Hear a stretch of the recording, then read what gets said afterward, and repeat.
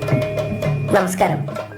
പാശുപതാസ്ത്ര സമ്പാദനത്തിനായി അർജുനൻ പരമശിവനെ ധ്യാനിച്ച് കഠിന തപസ് അനുഷ്ഠിച്ചു.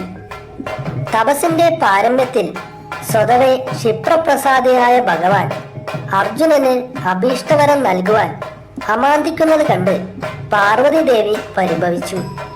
അപ്പോൾ ഭഗവാൻ ഒരു കാട്ടാളവേഷം ധരിച്ച് തപസ്ഥലത്തേക്ക് പുറപ്പെട്ടത് കണ്ട് പരിഭ്രമിച്ച പാർവതി ദേവി ശങ്കിച്ച് ഇത് എന്താണ് എന്ന് ചോദിച്ചു. അഹങ്കാരിയായ അർജുനന് ഗർവശമനം വരുത്തിയിട്ട് അല്ലാതെയുള്ള വരദാനം ഫലം ചെയ്യില്ല എന്ന് പരമശിവൻ മറുപടി പറഞ്ഞു. അപകടം എന്തെങ്കിലും സംഭവിച്ചേക്കുമെന്ന് ഭയന്ന് പാർവതി ദേവിയും കാട്ടാളത്തിയുടെ വേഷത്തിൽ കൂടെ കൂടി. ഇങ്ങനെ കാട്ടാള വേഷധാരിയായ പരമശിവനെയാണ് കിരാതമൂർത്തിയായി ആരാധിക്കുന്നത്.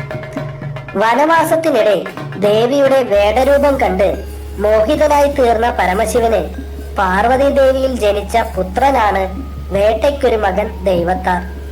കേരളത്തിലെ പല നമ്പൂതിരി ഗൃഹങ്ങളിലും ശിവനെ കാട്ടാള രൂപത്തിലുള്ള കിരാതമൂർത്തി എന്ന പരദേവതയായി ആരാധിക്കുന്നുണ്ട്.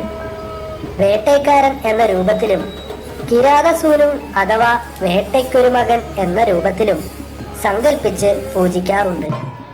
കിരാതമൂർത്തി ഒരു കൈയിൽ വില്ലും മറ്റേ കൈയിൽ അസ്ത്രവും ധരിച്ചാണെങ്കിൽ കിരാതസൂനു അമ്പും വില്ലും ഒരു കൈയിലും മറ്റേ കൈയിൽ ചുരികയുമാണുള്ളത്. വേട്ടയ്ക്കാരൻ പാട്ടിൽ അഥവാ കളമ്പാട്ട് വരയ്ക്കുന്ന കളത്തിലും ചുരികയും അമ്പും വില്ലുമാണ് വരയ്ക്കുന്നത്.